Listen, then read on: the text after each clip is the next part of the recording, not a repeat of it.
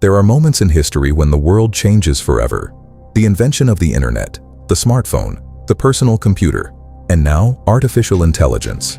Today, AI is transforming everything from medicine and robotics to filmmaking and scientific discovery. Behind this technological revolution stands one company, NVIDIA.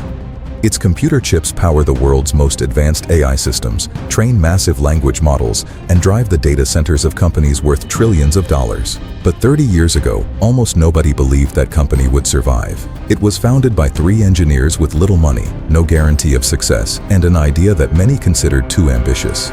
Leading them was a quiet engineer with a leather jacket, relentless determination, and an unusual ability to see opportunities decades before everyone else.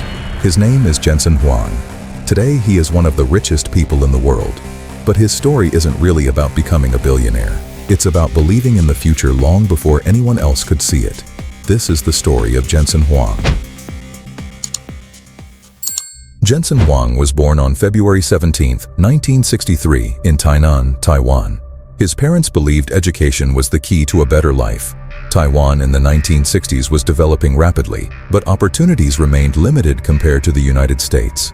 Like many families searching for a brighter future, they dreamed of giving their children opportunities they never had themselves. When Jensen was still young, the family moved briefly to Thailand because of his father's work. But political uncertainty in the region made his parents worry about their children's future. They made an incredibly difficult decision. Instead of keeping the family together, they sent Jensen and his older brother to the United States alone. Jensen was only 9 years old. Imagine leaving everything you know, your home, your language, your friends, your family, then arriving in a country where almost everything feels unfamiliar. That was Jensen's new reality. But things became even more complicated. Because of a misunderstanding, the brothers were enrolled at the Oneida Baptist Institute in rural Kentucky, a boarding school that also accepted troubled teenagers. It was nothing like the schools they expected. Many students came from difficult backgrounds. Life wasn't easy. Jensen has recalled that he was often one of the smallest boys there. He quickly learned that intelligence alone wasn't enough. He had to become resilient. Looking back years later, he described those experiences as some of the most important lessons of his life. Without realizing it, the boy who would one day lead one of the world's most valuable companies was already learning how to survive under pressure.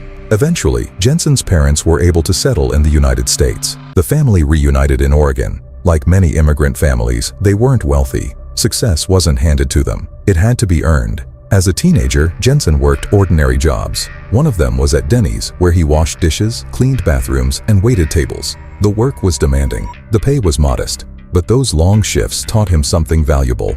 No job was beneath him.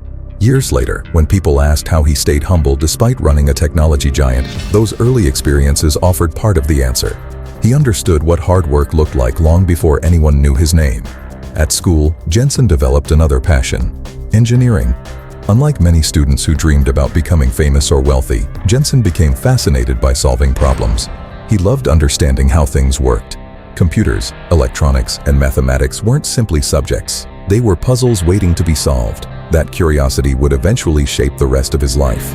Jensen enrolled at Oregon State University, where he studied electrical engineering. He graduated in 1984. Instead of immediately starting his own company, he chose to learn from experienced engineers. His first major role was at Advanced Micro Devices, better known as AMD. The semiconductor industry was growing rapidly. Computers were becoming more powerful every year. Engineers weren't just building products, they were building the future.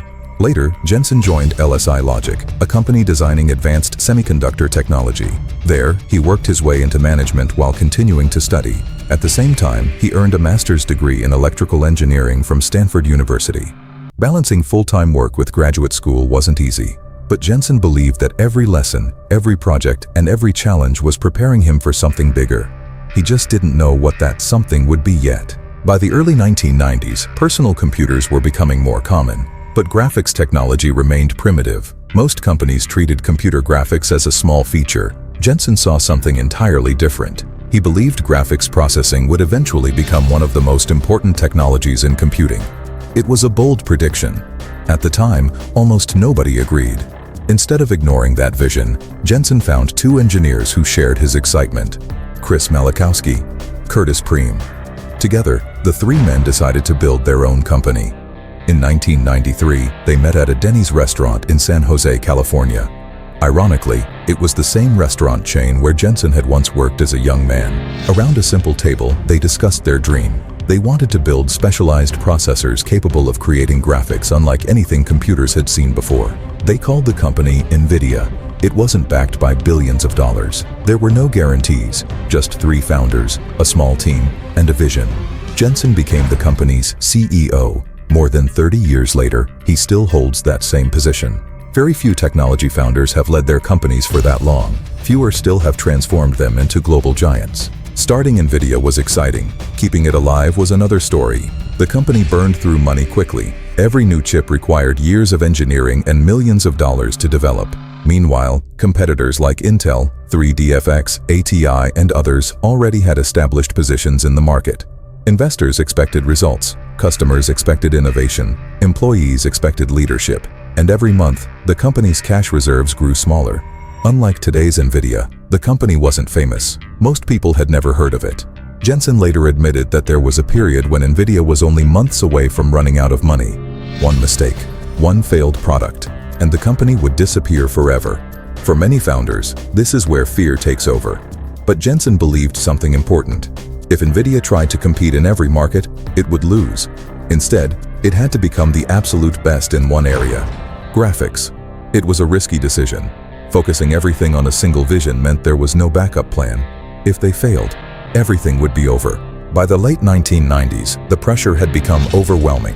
NVIDIA had released products that struggled in the market. Cash reserves continued shrinking. Employees worked long hours. Investors grew nervous. Jensen later revealed that, at one point, the company had enough money to survive for only a short time. Every meeting carried enormous weight. Every engineering decision mattered. Then came a breakthrough. The company decided to focus entirely on building a new generation of graphics processors. It was an enormous gamble. If the product failed, NVIDIA would almost certainly disappear. But if it succeeded, everything could change, and for the first time since the company was founded, the future finally began to look different. In 1999, NVIDIA introduced a product that would redefine both the company and the graphics industry: the GeForce 256. Instead of calling it just another graphics card, NVIDIA gave it a new name: the world's first graphics processing unit, or GPU. It wasn't simply a marketing slogan. Jensen believed graphics chips deserved to be seen as powerful processors in their own right, not just accessories for computers. At first, many people didn't understand the difference, but gamers did. The GeForce 256 delivered performance that competitors struggled to match. For the first time, NVIDIA wasn't just surviving, it was leading. Only 6 years after its founding, the company reached another major milestone. NVIDIA became a publicly traded company. The IPO gave the company new capital to expand, hire engineers, and develop even more advanced technology. For Jensen, however, the stock market wasn't the finish line. It was the beginning. Many founders sell large portions of their shares after an IPO. Jensen didn't. He believed NVIDIA's biggest achievements were still years away. That decision would eventually make him one of the wealthiest people on Earth. But at the time, nobody could have predicted what those shares would someday be worth. As NVIDIA grew, Jensen developed a leadership style that surprised many people. He wasn't known for loud speeches or dramatic public appearances. Instead, he focused on engineers, on ideas, on solving difficult problems. He often reminded employees that great companies aren't built by avoiding failure. They're built by learning faster than everyone else. Inside NVIDIA, expectations were high. The company moved quickly. Innovation wasn't optional. Every product had to be better than the last. Jensen believed that if the company ever became comfortable, it would stop leading. That philosophy shaped NVIDIA's culture for decades. Even after becoming successful, the company behaved as if it still had something to prove. Throughout the early 2000s, NVIDIA became famous for one thing: gaming. Its graphics cards powered some of the world's most advanced video games. Business was good. Revenue continued growing. The company was profitable. Most CEOs would have been satisfied. Jensen wasn't. While others saw GPS as gaming hardware, he saw something much bigger. He realized these processors were incredibly good at performing thousands of calculations simultaneously. That ability made them useful far beyond games. Scientific research, weather simulations, medical discoveries, robotics, physics, artificial intelligence. Almost nobody was talking about AI at the time.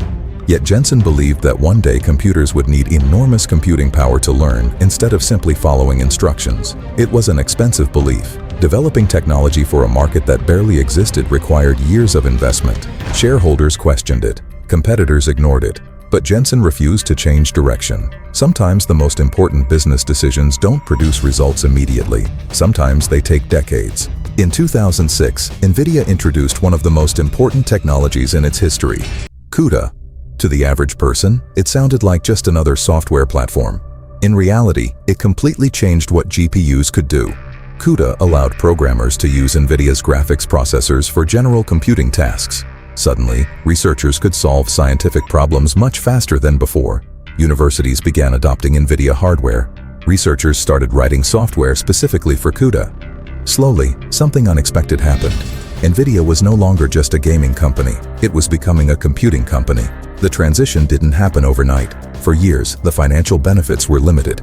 Some investors wondered why NVIDIA continued spending so much money on technologies that weren't producing immediate profits.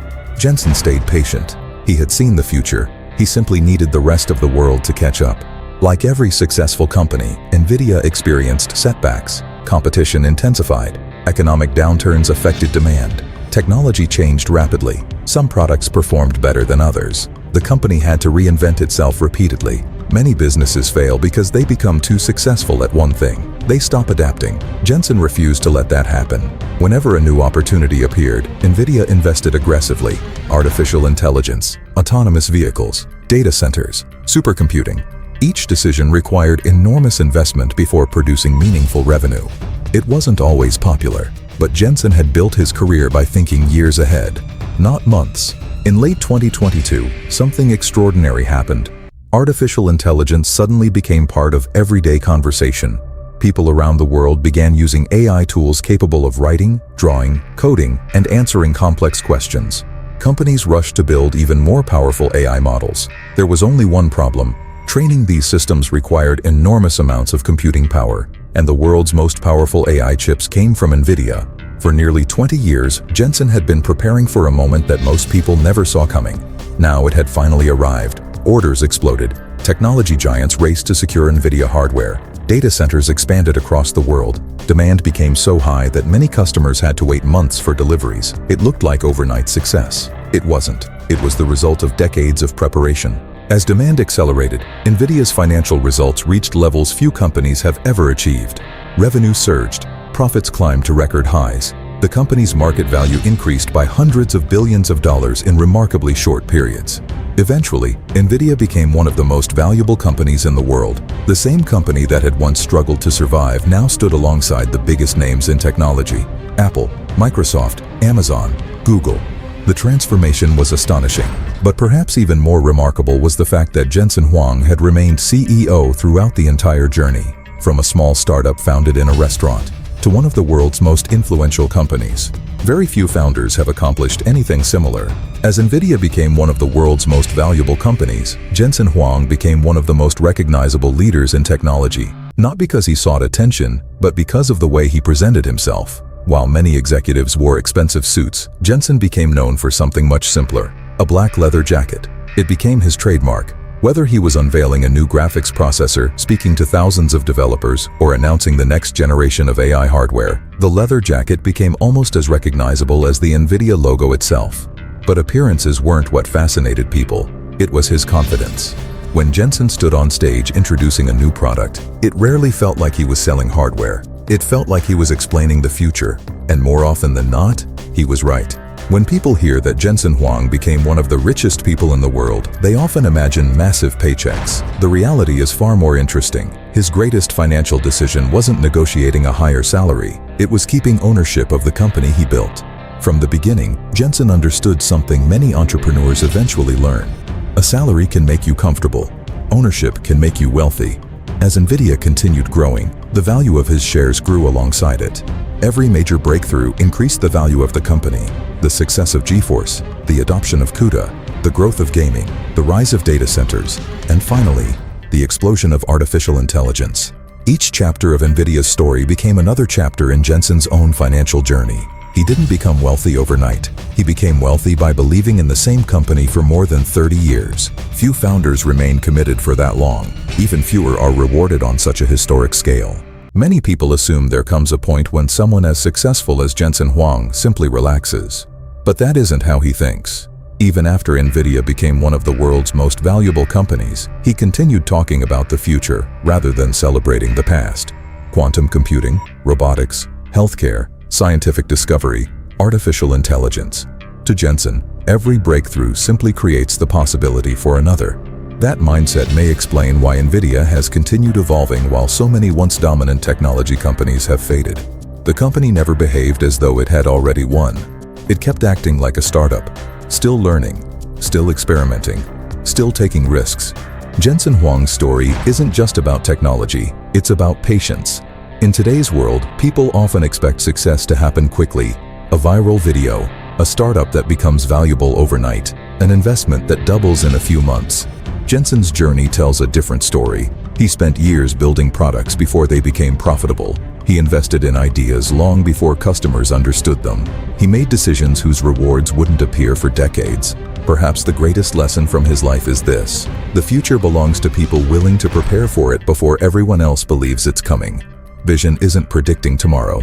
It's building for tomorrow while everyone else is focused on today. Thank you for watching. If you enjoyed this video, please consider subscribing to the channel, giving it a like, and leaving a comment below. Your support really means a lot and helps the channel continue to grow. See you in the next video.